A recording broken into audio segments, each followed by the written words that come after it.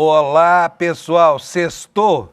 Hoje é sexta-feira, dia 5 de setembro de 2025. São 7 horas em ponto da manhã. Nós estamos começando a última edição desta semana histórica, já diria Eduardo Moreira, por causa do que está acontecendo lá em Brasília, no julgamento do Supremo. E olha, eu estou animadaço hoje porque as notícias que vieram ontem de Brasília dão conta de que essa aberração chamada projeto de anistia parece ter empacado, né?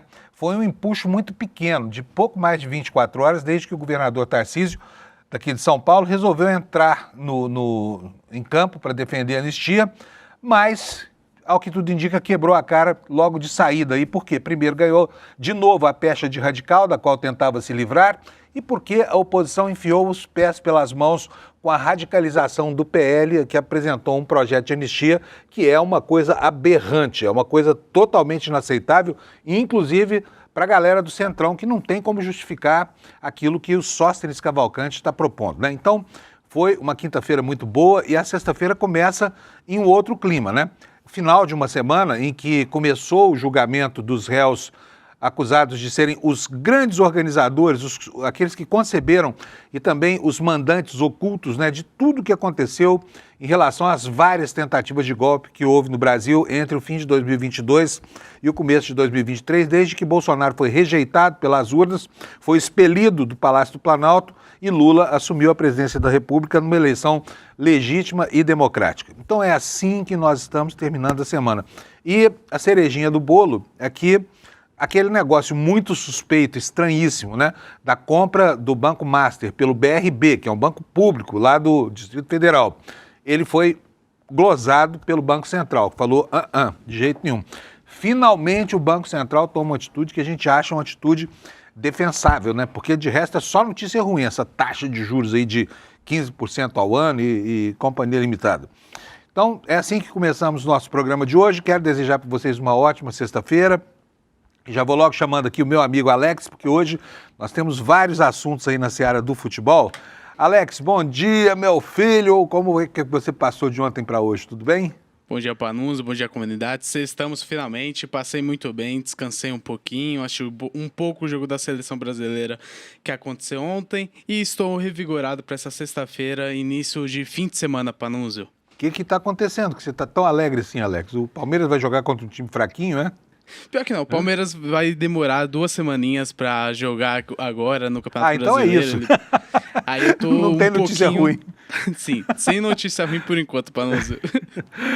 Deixa eu te falar uma coisa, olha só, temos 2 notícias aqui relativas assim, a personalidades da área do futebol.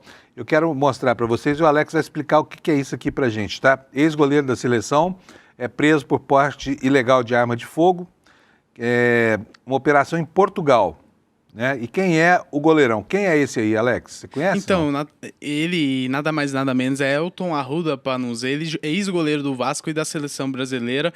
Lembrando que ele fez parte do elenco campeão da Libertadores em 1998 pelo Vasco e ele foi preso em Portugal por porte ilegal de arma após denúncia de violência doméstica.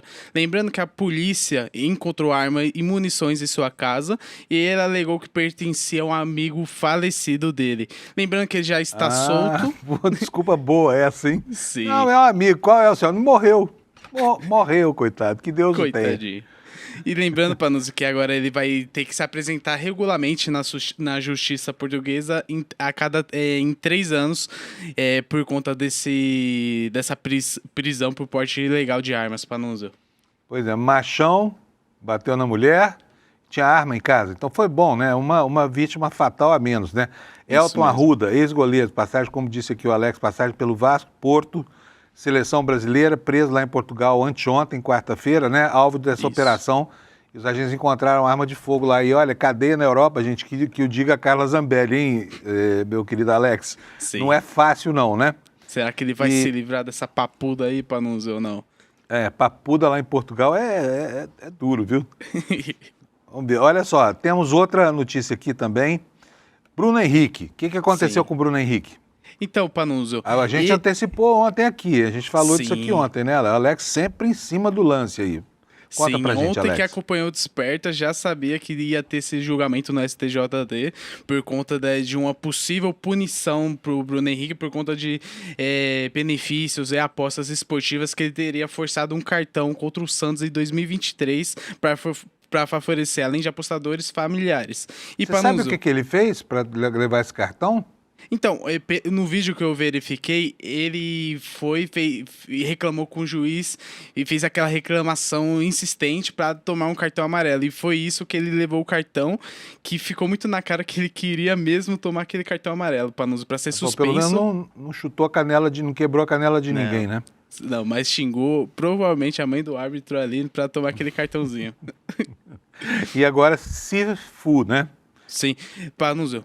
Lembrando que ele foi punido, mas não foi uma punição como a gente verificou em jogadores de times pequenos que foram banidos ou até mesmo pegaram 2 anos de suspensão. Ele teve 12 jogos de suspensão, mais Panuso. Tem um porém.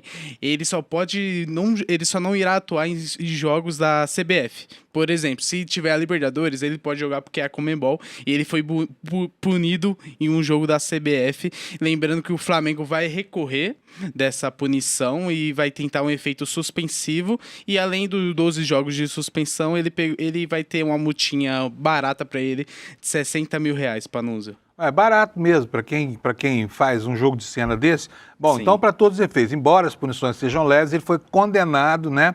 Por essa acusação registrada nessa foto aqui, que está na capa do vídeo do Metrópolis, né? E que aparece aqui a cena em que ele força aqui, encheu o saco do juiz até ganhar o cartão amarelo, né? Sim. E aí os familiares dele, foram parentes dele que fizeram as apostas que ganharam esse dinheiro, não é isso? Isso, lembrando que vazou algumas conversas dele com o primo, ele falando que ia tomar o cartão pra isso o primo já se prevenir, já fazer aquela aposta e tentar esse lucro de forma ilegal, Panuso.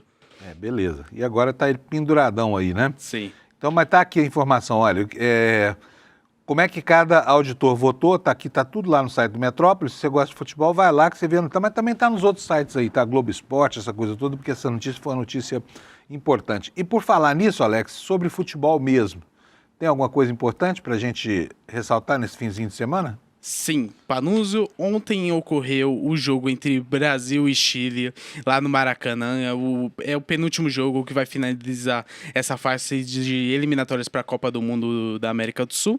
E ontem o Brasil ganhou de 3-0 do Chile, que é uma seleção que caiu bastante de rendimento.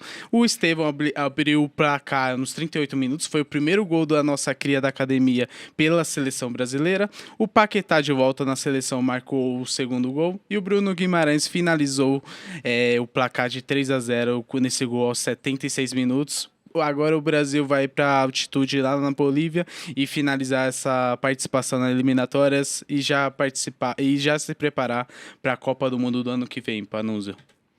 Maravilha, beleza, maravilha, Alex. Vamos é isso, né? Isso mesmo. Fica por aí que agora mesmo você volta. Como eu falei, a gente tá qualificando, já que ele é o melhor comentarista, depois do Juca Kfouri, tá? É o segundo melhor, então. O primeiro também está aqui no ICL, que é o Juca Kfouri, né? E o segundo é o Alex. Sim. Mas agora o Alex vai fazer como o Juca Kfouri, também vai transitar para a área da política. Já estamos chegando. Obrigado. Né, Alex? Isso aí. E lembrando que o Chico Pinheiro falou que eu sou o segundo jornalista esportivo aqui do ICL, o mais importante também, Panuso. Então... E quem é o primeiro? É o Juca? O Juca sempre... Mas você não se importa dessa liderança não ser sua, né? Não. Um dia, quem sabe, né, Panuso? Igual. Uma vez eu era jovenzinho, fui apostar uma corrida de kart. E não tinha dinheiro para comprar os pneus. Kart é caro, né? Sim. Eu era um garoto pobre lá da periferia de Uberlândia, Minas Gerais. Mas aluguei um kart, fui disputar uma corrida e esse kart, toda curva que fazia, ele rodava. Eu, ainda assim, cheguei em 5º lugar, sabe? Entre os 5 que estavam disputando. Vou levar isso para a vida, Panuso. Vamos nessa. Vamos lá. Um abraço, Alex. Obrigado, viu? Pessoal, vamos para a meteorologia, então? Olha, tem novidade hoje aqui no mapa no mapa da previsão. Ontem estava mais ou menos assim, né? Estava menos colorido o mapa. Se você que me acompanha aqui todo dia cedinho se lembra, nós tínhamos ontem uma área aqui no centro do país que estava livre dessas cores todas, né? Que indicam fenômenos meteorológicos importantes para a gente anotar. Mas hoje aqui no sul, olha, já tem aqui a anotação de que entrou uma massa de ar polar, uma frente fria, já está provocando chuvas aqui no Rio Grande do Sul e tem um alerta de tempestade aqui. Nós vamos ver como é que está esse alerta. Já está chovendo pra caramba lá, tá? E as temperaturas vão cair bastante. A chuva prevista para hoje aqui, segundo o INMET, nessa região em alaranjado aqui, né? Região norte do estado do Rio Grande do Sul. E tá aqui, olha, respeitando, né, a fronteira com Santa Catarina, divisa com Santa Catarina aqui, ó. Tá? Quer dizer, só vai chover no Rio Grande do Sul, tá? Então vamos lá, chuvas de entre 30 e 60 milímetros por hora e podem chegar até a 100 milímetros por dia, com ventania também, ventos de 100 até 100 quilômetros por hora, risco de queda de granizo, que traz como consequência risco de corte de energia, de estrago em plantações. O pessoal lá está plantando trigo agora, né? Queda de árvores e de alagamento, trigo da safrinha. Está plantando milho também, está em fase de praticamente chegando na colheita.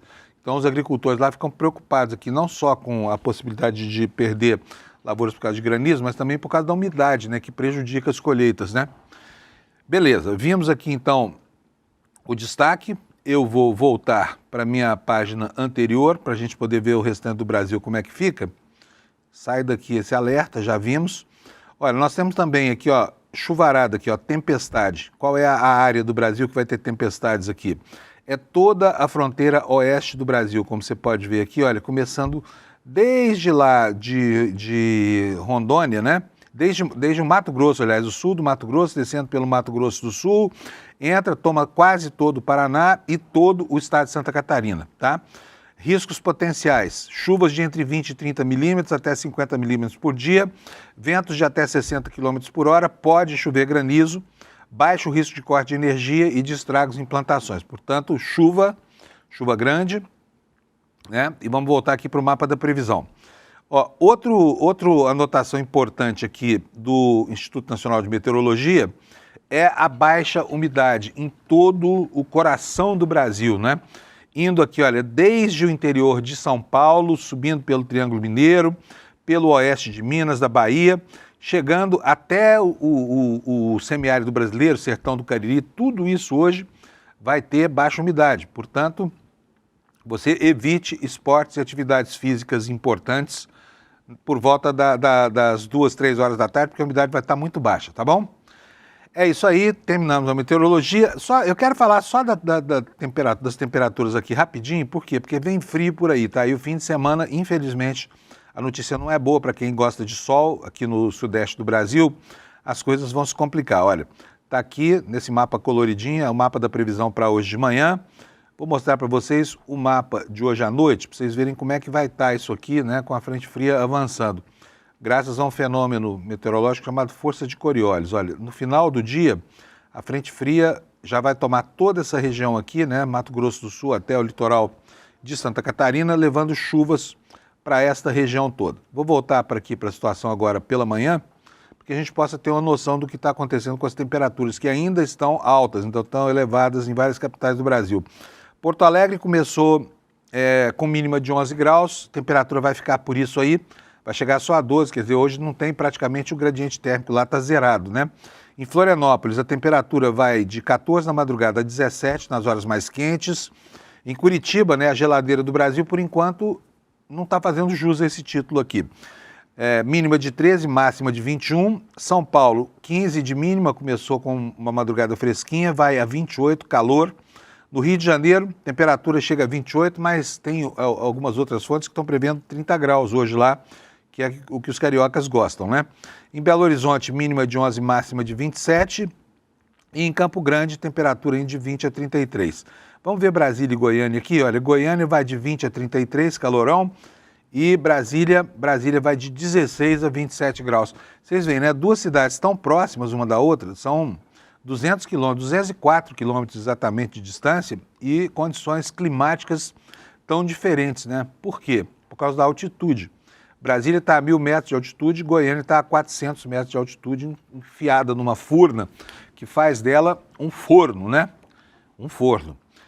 É isso aí, vamos terminar uma meteorologia, já passamos pelo esporte, falamos da frente fria que está chegando, agora vamos falar de notícia boa. Tá? Temos várias notícias boas hoje para você aqui, encerrando a semana com otimismo, as coisas parecem estar se encaminhando no Brasil. Você vê, né? Tem uma frase do Magalhães Pinto, ex-governador de Minas Gerais, que eu gosto muito de citar aqui. Ele falava assim, olha, política é como as nuvens, você olha, é uma coisa, quando você olha de novo é outra, né? E é o que está acontecendo no Brasil. Ontem parecia que o projeto de anistia estava aprovado já, né? O Tarcísio entrou no jogo, foi lá cabalar votos em Brasília, o Hugo Mota, titubeante como sempre, já enfraqueceu na sua posição de não colocar para votar, diz que vai ouvir os líderes e tudo mais. Aí aparecem alguns outros fenômenos, né? Fenômenos que provocaram uma inflexão nesse otimismo todo da extrema-direita brasileira e que, né, melaram um pouco do entusiasmo para lá. Por quê? Porque as coisas não são fáceis nesse campo, tá? Nem mesmo para o pessoal do centro político brasileiro, porque eles ficam se equilibrando aí entre a cruz e a caldeirinha, né?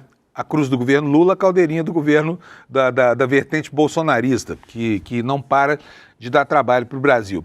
E o PL apresentou um projeto que é um projeto absolutamente radicalizado de anistia, sabe? Uma anistia ampla, geral e restrita, que trata aquelas manifestações lá em Brasília como se fossem um convescote, uma festinha que aconteceu no dia 8 de janeiro, tira todo mundo da cadeia, especialmente, né? Especialmente quem? Ele, o inspirador disso tudo, a musa do golpe no Brasil, Jair Messias Bolsonaro. E a reação foi muito ruim, para a nossa sorte, né? Então, tudo aquilo que a anistia parecia ter avançado anteontem, anteontem, ao longo da semana, empacou de novo. E isso é ótimo, porque esse projeto é terrível, né? Alex, me conta uma coisa, vocês vão conseguir baixar aquele vídeo, não? Eu vou te mandar o link, eu quero mostrar aqui o Lula, procura aí na página, abre o jornal o Globo, que ele está logo na capa do Globo, você consegue o link ali, tá? Porque eu agora não vou parar aqui a apresentação do programa para procurar esse link, senão as pessoas vão ficar bravas comigo. Exatamente, sobre anistia. Quero mostrar o Lula falando sobre anistia aí, está em tudo quanto é lugar. Eu peguei um vídeo sem áudio aqui na internet para mostrar para vocês, aí não vale, né? Mas enfim, então esse é um fato. Aí temos outro fato. Ontem saiu o primeiro balanço, né, da movimentação de exportação e importação do Brasil, já durante o período do tarifaço. E sabe o que aconteceu? Aumentou o superávit das exportações brasileiras. É isso mesmo, aumentou o superávit da balança comercial brasileira. Por que esse superávit aumentou com o tarifaço? Primeiro, porque o Brasil conquistou novos mercados, por exemplo, para carne, né? Para muitas outras coisas. O Brasil está reagindo e abrindo fronteiras por aí. Existe uma investida dos empresários, do governo, todo mundo de mãos dadas aí para enfrentar essa contingência aberta pelo tarifaço do Trump. E houve também um movimento de refluxo nas importações brasileiras, isso provavelmente provocado pela desaceleração da economia, provocado esse desaquecimento por essa taxa de juros pornográfica do Banco Central. Então, o Brasil cria novos mercados e, ao mesmo tempo, importa menos. Isso acabou provocando um resultado positivo que hoje está em tudo quanto é jornal e, por isso, ao invés de mostrar o site do ICL hoje na abertura do programa, eu vou mostrar para vocês o site do Valor Econômico, que é o jornalão do mercado, e a gente não pode desprezar aqui o fato de que manchetes positivas como essa aqui, né, estão nesse jornal, né, que serve a um grupo ideológico completamente avesso a qualquer coisa boa produzida pelo governo Lula.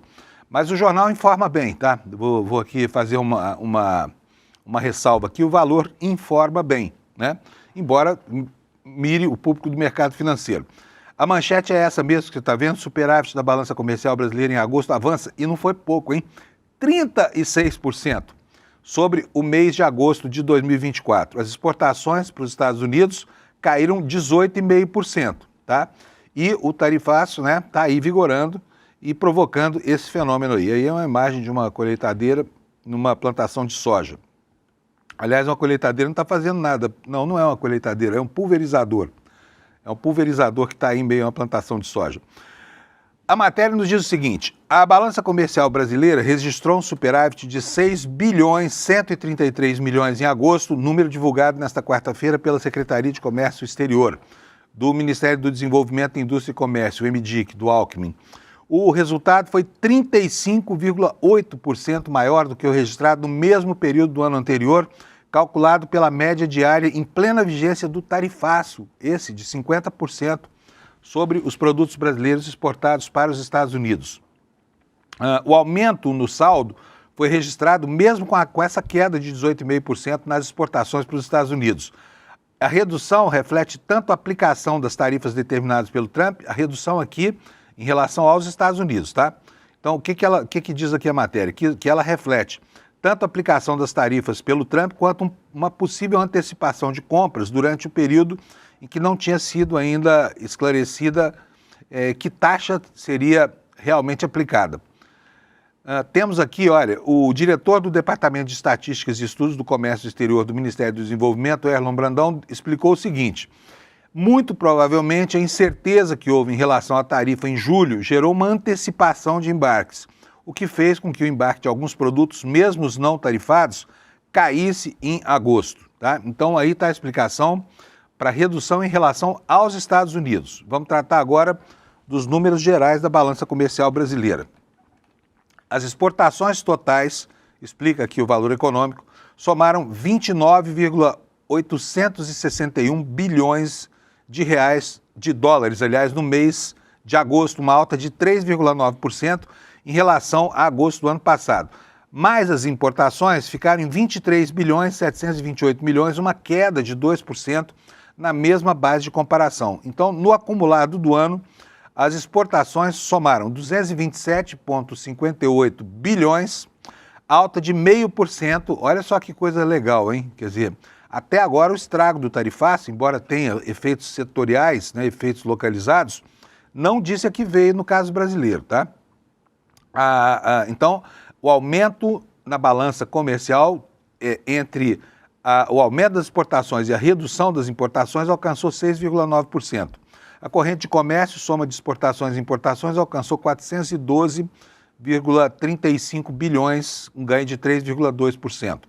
As exportações agropecuárias cresceram 8,3% em agosto, sempre calculadas pela média diária em relação ao mesmo mês do ano anterior. No caso da indústria extrativista, houve uma alta de 11,3%, enquanto que os embarques da indústria de transformação recuaram 0,9%. No lado das importações, houve uma alta de 0,4% na compra dos produtos agropecuários, de 26,5% na indústria extrativa e uma queda de 3,8% na indústria de exportação. Então a notícia, gente, é uma notícia muito boa, concorda?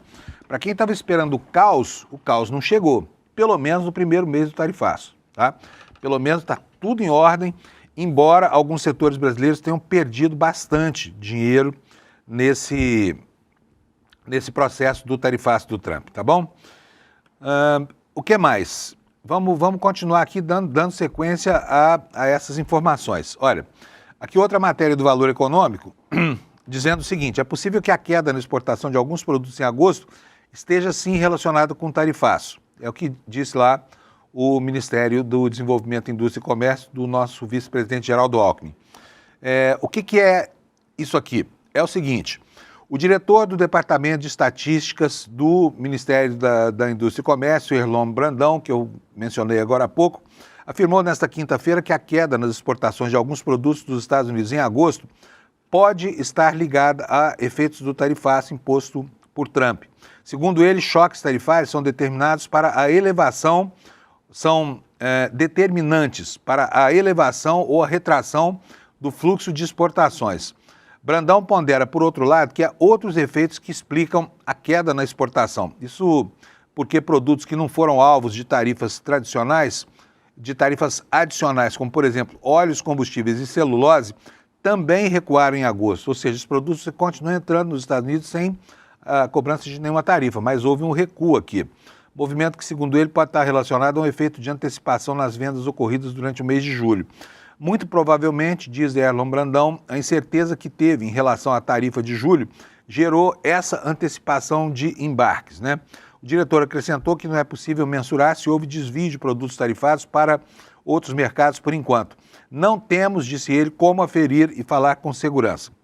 Então, aqui colocado, o fim do mundo não chegou, o tarifaço não representou o apocalipse que Trump queria que representasse, o Brasil segue sobrevivendo como um país exportador, né, com relações superavitárias com o mundo. e com relações um pouco menores com os Estados Unidos, um percentual de 18,5%, porque é óbvio que alguns produtos brasileiros sofreram para entrar lá, né, no mercado do norte. E, em meio a isso tudo, o governo Trump continua com o pé lá no acelerador das maldades, né? Ele leu o Maquiavel e entendeu só a parte ruim do aconselhamento, né, ao príncipe. E está pressionando o sistema bancário brasileiro para sacanear autoridades que, porventura, eles venham a catalogar naquele rol da Lei Magnitsky, que é um rol horroroso, né? Morte financeira. Mas, por enquanto, a morte financeira também não acontece aqui no Brasil. E algumas instituições brasileiras, por exemplo, o Banco do Brasil, que é quem paga os salários dos magistrados brasileiros, dos ministros que estão sendo apenados, eles estão tentando entender como é que vão se movimentar agora no ambiente criado pela tal Lei Magnitsky. E temos aqui uma outra matéria do Valor Econômico. Hoje eu estou deixando lá o nosso portal do ICL para depois, hein? Banco do Brasil prepara plano de contingência caso os Estados Unidos intensifiquem as sanções por conta da Lei Magnitsky. O banco busca um aconselhamento de escritórios de advocacia americanos e o principal acionista, que é o governo brasileiro, conversa com especialistas em política pública e consultores. A matéria dá conta do seguinte: o Banco do Brasil, onde o ministro Alexandre de Moraes, sancionado pela Suprema Corte, mantém uma conta, está considerando planos de contingência caso o Departamento do Tesouro dos Estados Unidos imponha sanções financeiras adicionais a seus clientes ou ao próprio banco, de acordo com pessoas familiarizadas com discussões internas de alto nível. Eu só vou dizer aqui, olha, o presidente Trump, ao contrário do que afirma o Valor, não foi sancionado pela Suprema Corte. Ele foi sancionado num ato administrativo, numa ordem executiva do Trump, que colocou o nome dele no rol da Lei Magnitsky, né? Então, a informação do Valor aqui está errada, mas eu já fiz a correção para você não entrar pelo caminho do erro. Vamos lá, como parte de seus preparativos, o Banco do Brasil está buscando aconselhamento de escritórios de advocacia americanos e seu principal acionista, que é o governo brasileiro, está conversando com especialistas em políticas públicas e consultores para tentar entender como o governo americano está verificando as informações que obtém sobre o tema financeiro brasileiro, disseram as pessoas. Funcionários do banco também discutiram o desvio de algumas transações em dólar dos Estados Unidos, que possui cerca de 50 mil clientes e escritórios em Nova York e em Miami para outras filiais no exterior, mas nenhuma decisão foi tomada, foi o que disse uma das fontes. Tais transações ainda teriam que ser reportadas ao Fed, para vocês verem como está tudo entrelaçado, né? Tudo interligado, um mundo estranho, em que o capital circula dessa forma em que havia uma centralização abjeta que tinha como foco já o controle político do planeta, porque esse mecanismo de regulação, eu não sei qual era a intenção do legislador americano, a lei não foi feita para isso, mas ela se presta para isso. Então, fica aqui o registro de que, né, a tal democracia na gestão do capital, o capital livre que anda pelo mundo nas asas do sistema SWIFT, é um engodo do qual o planeta precisa se livrar. E esperamos mesmo que os BRICS, que são os aliados do Brasil e foram também sancionados, todos eles, pelo governo Trump, acordem para o fato de que é muito necessário substituir o dólar como âncora nas transações comerciais. É urgente que se faça isso, deveria ter sido feito há muito tempo. Lá em 1971, quando o então presidente dos Estados Unidos, o Nixon, acabou com o acordo de Bretton Woods, né? que durante muito tempo, de 1939 até 1971, fez com que o dólar fosse a grande âncora da economia mundial. Por quê? Porque ele estava ancorado em reservas de ouro depositadas nos Estados Unidos. Mas aí acabou-se com essa vinculação do dólar ao ouro. Só como curiosidade para você, que pouca gente sabe disso, embora essa seja uma informação histórica pública bastante importante, mas o dólar valeu entre 1939 e 1971, a onça de ouro valeu exatamente 35 dólares, tá? Não houve nenhum movimento de desvalorização do dólar. E daí essa tradição do dólar como âncora de todas as transações financeiras mundiais, né? E depois a integração da globalização criou o sistema SWIFT e através do sistema SWIFT os Estados Unidos controlam o fluxo financeiro do planeta. Eles não querem de jeito nenhum perder essa posição de controle financeiro do planeta, né? Então aí esperneando toda vez que se fala nisso. Daqui a pouquinho, então, o Alex está me informando que achou aqui o vídeo do Lula e nós já vamos ver o Lula falando contra a anistia, já a gente vai falar sobre esse assunto. Ainda falando sobre essa história dos banqueiros, das instituições brasileiras, como é que elas vão enfrentar a Lei Magnitsky, a matéria do Valor diz o seguinte, olha, banqueiros das principais instituições financeiras brasileiras estão cada vez mais presos entre as prerrogativas do Supremo Tribunal Federal, que processa o ex-presidente Bolsonaro por diversas acusações, e o governo do presidente Donald Trump, que se opõe a qualquer sanção a Bolsonaro. Há um mês, os Estados Unidos usaram a Lei Magnitsky para sancionar o ministro Alexandre de Moraes, impedindo de acessar propriedades ou ativos nos Estados Unidos ou fazer negócio em dólares. E agora há uma promessa feita pelo reino de Hades da internet, Paulo Figueiredo, esses bandidos que estão lá tratando dessa campanha infamante contra a soberania brasileira, de que vai haver sanções aos demais ministros da corte, né? Um deles já sentiu o golpe, que é o ministro Luiz Roberto Barroso, que não faz parte da primeira turma, mas tem uma casa lá nos Estados Unidos, um casarão lá na beira da praia, que ele comprou enquanto era advogado, antes de ser ministro do Supremo, e tinha um filho trabalhando num banco brasileiro, numa subsidiária de um banco brasileiro nos Estados Unidos. Esse filho dele optou por não voltar mais aos Estados Unidos e voltou ao Brasil há cerca de 3 semanas aí, para evitar, né, sofrer as consequências disso, que é a imposição de sanções para parentes, inclusive, de ministros da Suprema Corte Brasileira. Chega de falar de superávit, vamos mostrar agora a capa do ICL, com as notícias boas sobre a política também. Olha só, o que aconteceu ontem? Estava tudo seguindo o roteiro que a oposição queria, a oposição bolsonarista, a pior oposição do Brasil. Até que chega o Sóstenes Cavalcante e apresenta um projeto indigesto, até para quem gosta do Bolsonaro, tá? É o que aconteceu. E isso gerou esta manchete principal aqui na capa do ICL de hoje: anistia de Sóstenes escancara impasse no Congresso e confronta a articulação de Alcolumbre. Eu vou abrir essa notícia e vou ler para você agorinha. Vamos lá, para o texto principal, matéria do Kleber Lourenço. A proposta de anistia apresentada pelo deputado Sóstenes Cavalcante aprofundou a crise em torno do tema e expôs de vez a divisão entre Câmara e Senado. Esse texto sugere perdão não apenas às manifestações políticas, mas também para crimes graves, incluindo, olha só, associação criminosa, milícia privada, danos ao patrimônio público e de forma explícita aos atos do 8 de janeiro. Então ele aproveitou para bandido de tudo quanto é categoria, está abarcado aqui no projeto deste pastor pentecostal chamado Sóstenes Cavalcante. Um sujeito que é piedoso para com quem comete crimes, né? Um sujeito que tem realmente uma alma grande para cobertar aqueles que praticaram crimes não só na seara das instituições, mas também no mundo do crime comum, por exemplo, milicianos, né? Afinal de contas, tem uma família complicadíssima no partido dele que vai fazer bom uso disso aqui. Mas vamos lá. A redação considerada ampla e provocativa é vista por parlamentares como uma tentativa de reclassificar como simples manifestação de rua, ou seja, uma festinha, né? Aquilo tudo que aconteceu lá em Brasília no 8 de janeiro. O próprio Sóstenes, diz a matéria aqui do Kleber, tratou de reduzir o peso da iniciativa, afirmando o seguinte: eu tenho esse texto como uma possível sugestão ao futuro relator. Ainda assim, a circulação do documento já serviu para acirrar as tensões e para levantou a leitura, quer dizer, a versão, né, de que a Câmara pode caminhar para uma proposta mais dura do que está sendo discutida lá no Senado. Olha aqui a cara do Sóstenes Cavalcante, como esse cara é piedoso, né?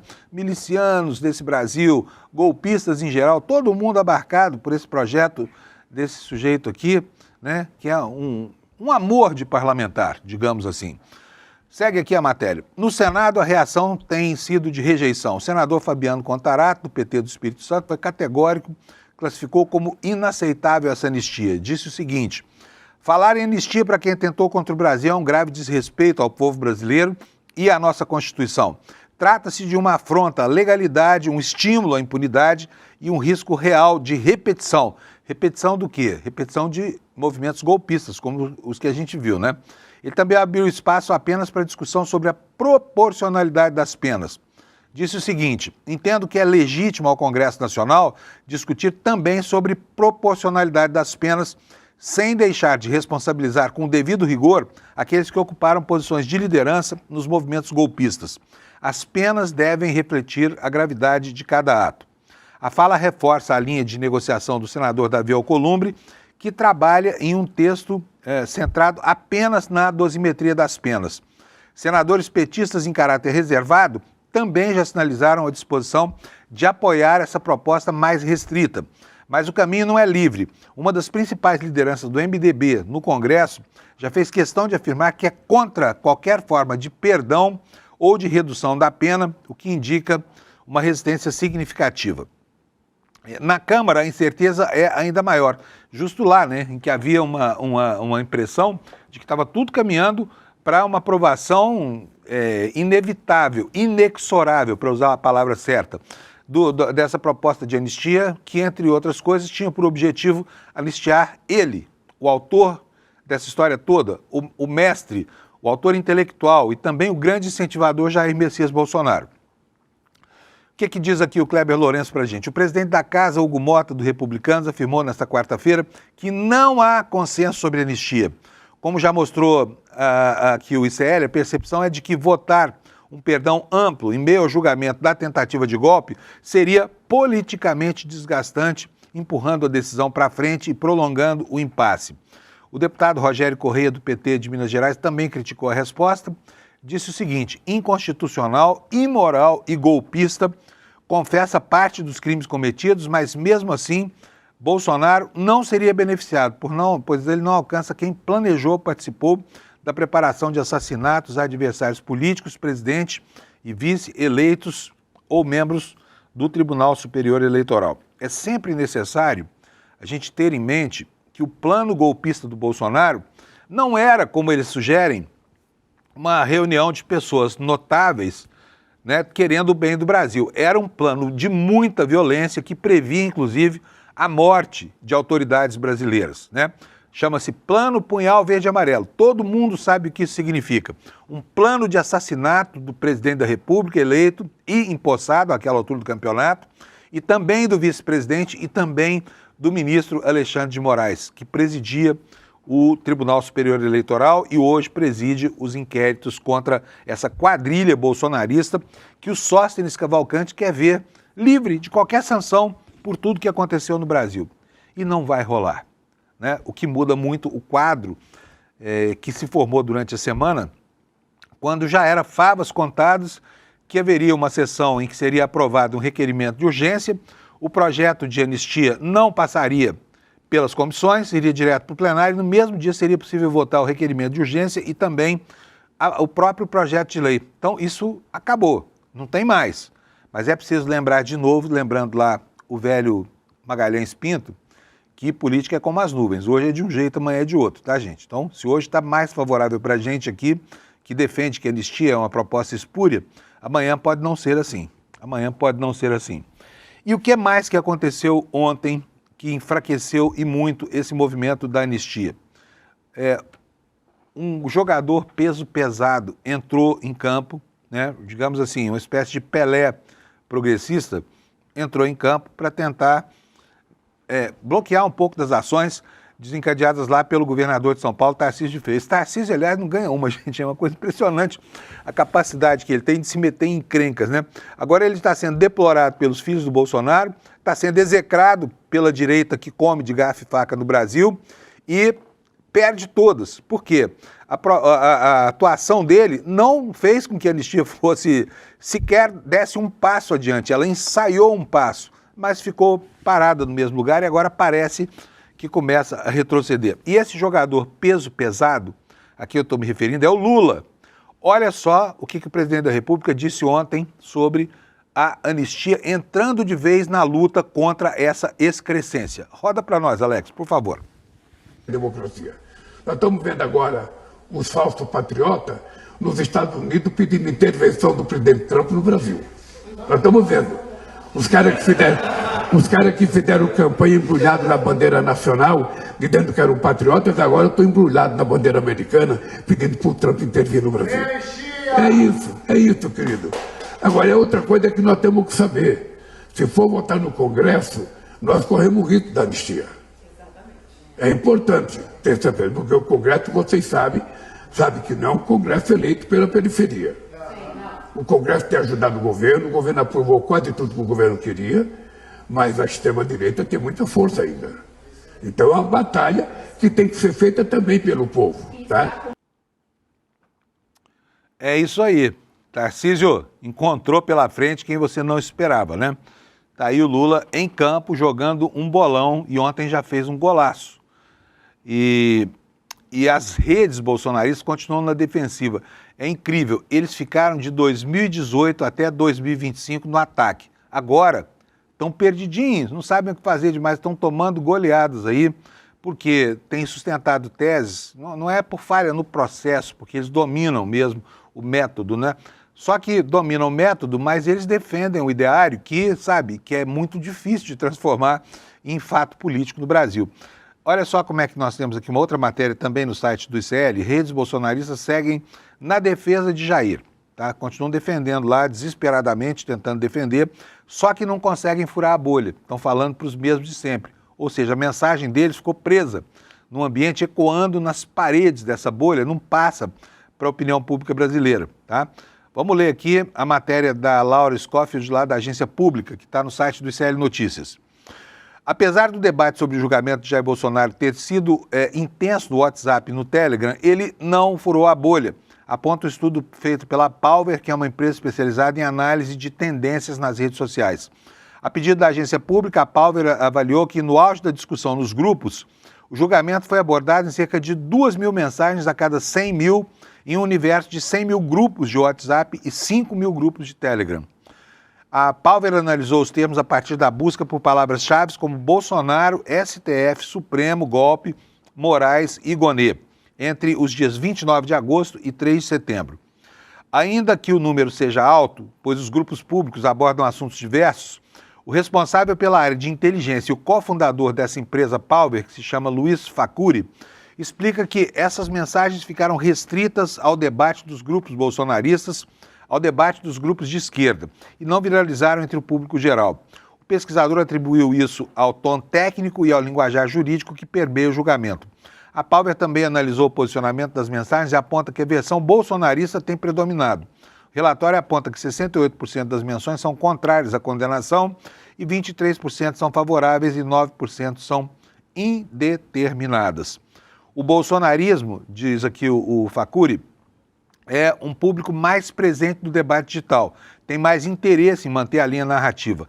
A esquerda vai fazer comentários mais amplos, mas não vai ficar toda hora falando em defesa da democracia. A direita tem o apelo da defesa do líder, né? Ela corporifica, o Bolsonaro corporifica essa causa, tá? Mas o importante é anotar aqui que a mensagem ficou restrita às bolhas de sempre, não conseguiu ultrapassar os limites dessa bolha, portanto, estão falando para convertidos, tá?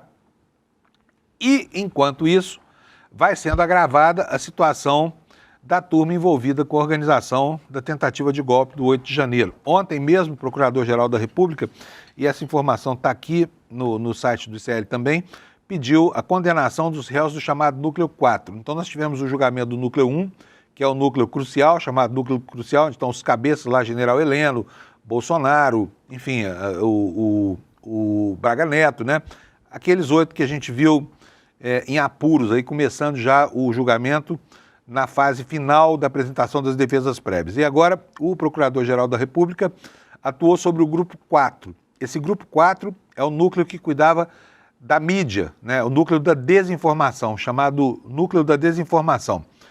Matéria do Felipe Pontes, da Agência Brasil, no site do ICL Notícias, diz o seguinte: o PGR Paulo Gonê apresentou na noite da quarta, portanto a informação não é propriamente nova, mas ela é importante para demarcar o clima, né, do que aconteceu agora nesse finalzinho de semana. Ele apresentou na noite de quarta-feira ao Supremo as alegações finais que pedem a condenação de mais 7 réus do caso em mais uma das ações penais sobre a trama golpista que teria tentado manter o ex-presidente Jair Bolsonaro no poder, mesmo após a derrota nas eleições de 22. Os denunciados pelo complô foram divididos em 4 núcleos pela Procuradoria-Geral. O primeiro já foi, né? Está em processo de julgamento. E agora vem o núcleo 4, que eles foram agrupados, nesse grupo foram agrupados 7 ex-aliados de Bolsonaro que teriam se valido da estrutura de Estado para disseminar informações falsas, né, sobre as eleições. A míngua de irregularidades reais que pudessem abalar a estabilidade social, o uso indevido da estrutura do Estado foi essencial para a manipulação e distorção de informações sensíveis contra o sistema eletrônico de votação e as autoridades em exercício nos poderes estabelecidos, escreveu o PGR Paulo Gonet. Ele disse também que a mobilização da militância bolsonarista culminou com o 8 de janeiro de 2023, quando as sedes dos 3 poderes foram invadidas, depredadas lá em Brasília. Gonet destacou que esses atos violentos não podem ser negados. E quem são os réus desse núcleo 4? Ailton Gonçalves Moraes Barros é o homem em cujo telefone celular foram apreendidas as mensagens que complicam e muito a vida do general Braga Neto, né? Ângelo Martins de Nicole, Carlos César Moretson Rocha, Giancarlo Gomes Rodrigues, Guilherme Marques Almeida, Marcelo Araújo Bormevete e Reginaldo Vieira de Abreu. Todos foram acusados pela Procuradoria-Geral da República pelos mesmos crimes, que são os seguintes: organização criminosa armada, tentativa de abolição violenta do Estado Democrático de Direito, tentativa de golpe de Estado, dano qualificado e deterioração de patrimônio tombado. A ação penal contra o Núcleo 4 é a segunda mais avançada dos 4 processos que tramitam separadamente no Supremo Tribunal Federal sobre a tal trama golpista. A que se encontra mais próxima de um desfecho é justamente a do Núcleo 1, do complô, né, que teve nessa semana o início do seu julgamento, e na próxima nós conheceremos a sentença proveniente da primeira turma. Eu acho que falar sentença está errado, é um acórdão, é uma decisão colegiada, né? E é uma decisão que não tem instância de recurso, portanto é um acórdão. A gente fala sentença, mas a sentença aí é um acórdão. Prossegue aqui a reportagem. De acordo com o Gonet, o chamado núcleo de desinformação atuou sob o comando do núcleo chamado Crucial, né, subordinado a esses que estão sendo julgados agora. O núcleo 1, composto por Bolsonaro e mais 7 membros. A ação penal contra o ex-presidente começou a ser julgada na terça. Houve a leitura do relatório do ministro Alexandre de Moraes. Ouviram-se todos os advogados dos réus, e agora nós vamos ter a apresentação dos votos dos ministros, né? Isso vai tomar 3 sessões da próxima semana. Não vou detalhar aqui quem são os réus do Grupo 1, porque você está cansado de saber, tá certo? E nós pouco temos tempo. Preciso falar com vocês também sobre algo muito importante que está acontecendo no Mar do Caribe, que é essa história de o Trump mandar uma flotilha para cá, uma frota de navios com capacidade bélica muito superior, talvez até à soma da capacidade militar daqui da América do Sul, para constranger a Venezuela, que ele pretende de alguma forma dominar. A gente não sabe qual vai ser ainda, se vai ter intervenção direta, que eu duvido muito, se vai ter alguma ação tentada de espionagem, a gente não sabe o que é, mas as provocações estão se avolumando ali.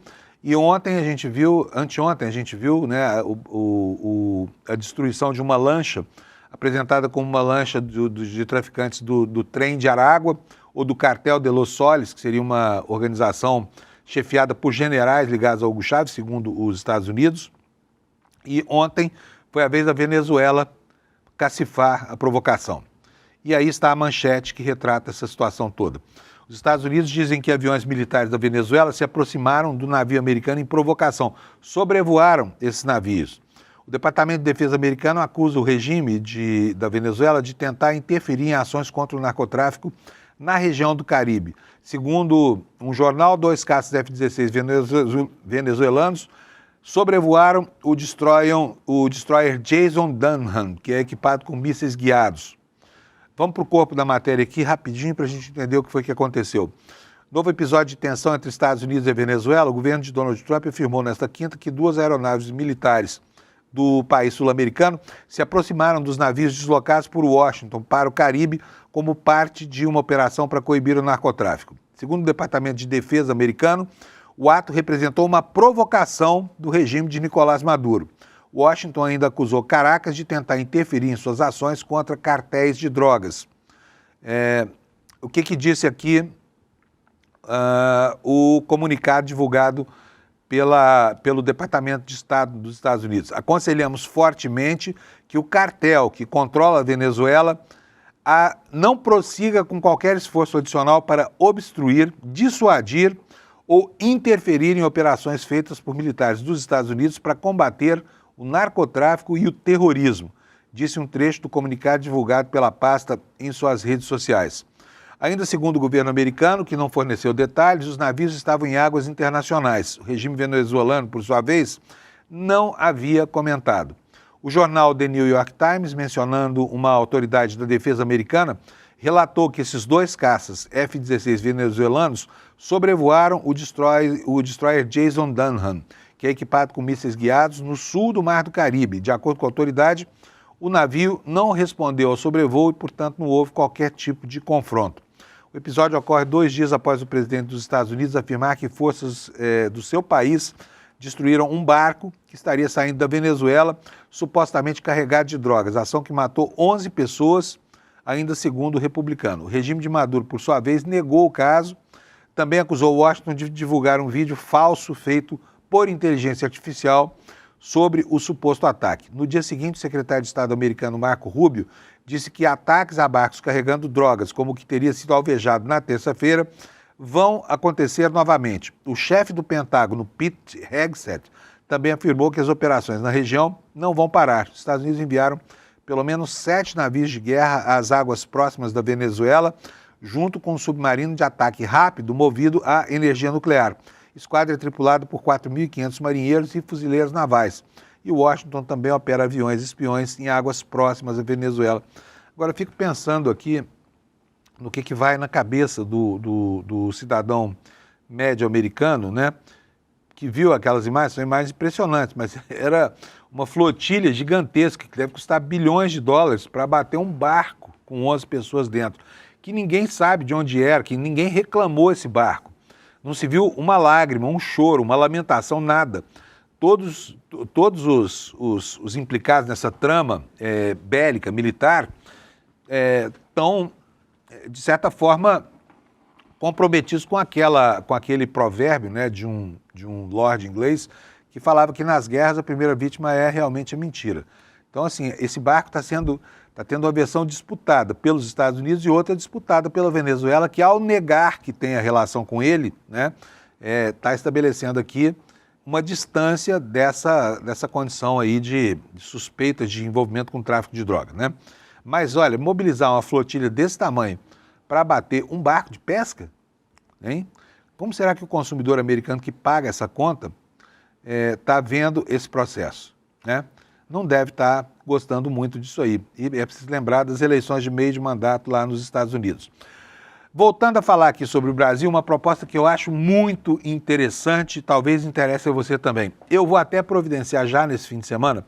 Todo fim de semana eu saio pedalando aqui por São Paulo. Eu adoro andar de bicicleta, a cidade tem ciclovias, podia ter mais, mas o que tem é suficiente para a gente visitar o centro da cidade, alguns bairros bonitos aqui, passar por praças, por feiras. Eu amo esse tipo de programa. E vou comprar para mim, sabe o quê? Uma camisa da seleção brasileira. Porque está na hora de a gente voltar a vestir o verde e amarelo, sabe? Verde e amarelo não é uniforme de fascista, não pode ser. Então estou propondo a você, vamos comprar uma camisa verde e amarela, todo mundo, sabe? No mínimo vai se confundir essa população bolsonarista aí, que se agarrou à bandeira brasileira e agora se agarrou à bandeira de Israel. Deixa eles com a bandeira de Israel. Vamos resgatar as coisas da bandeira brasileira. E essa proposta não é minha não, tá? Essa proposta tem dono. Olha só, na tela, por favor, Alex. O governo Lula quer resgatar a camisa da seleção no dia 7 de setembro. Um vídeo da SECOM incentiva a tirar a amarelinha do armário. A peça ficou associada aos atos bolsonaristas. Eu não tenho a camisa, tá? Eu confesso que se tivesse, teria queimado, né, de raiva da apropriação indevida dessas cores da nossa nacionalidade. Mas vou ler aqui para vocês a notícia do Estadão. O governo federal divulgou nesta quinta-feira 3 um vídeo que estimula a população a vestir a camisa amarela da seleção brasileira durante as celebrações do 7 de setembro, dia da independência do Brasil. Na peça de divulgação, a camisa ganha vida e comemora ter sido retirada da gaveta. Voltei, Brasil. Que saudade, meu povo. Diz uma animação da blusa que, nos últimos anos, ficou marcada como símbolo das manifestações dos bolsonaristas. A amarelinha, que se apresenta como meia amarrotada e com cheiro de guardado, cheiro de naftalina. Outro trecho da peça menciona a aproximação do 7 de setembro. Diz o seguinte: não tem jogo, mas tem Brasil em campo. Eu já sou a roupa de ir, né? Todo dia é dia de exaltar o Brasilzão e exaltar a nossa soberania. A postagem faz parte da nova campanha publicitária do governo Lula, que tem como conceito a ideia de Brasil soberano. Mensagem é também o lema da cerimônia do Dia da Independência do Brasil. Então, gente, vamos ver no armário se as traças não comeram aí a sua camisa verde e amarela, se é que você tem uma, né? E vista essa camisa sem medo. Pode ser que os bolsonaristas falem: nossa, o Brasil inteiro virou fascista. Mas nós vamos ter de volta essas cores que são tão importantes assim. Gente, olha, tem 4 minutinhos só. Tem 2 notícias importantes que eu preciso dar para vocês. Uma delas diz respeito ao talha-ferro, aquele picareta que está sendo manipulado pelos bolsonaristas, principalmente pelo Alan dos Santos, né?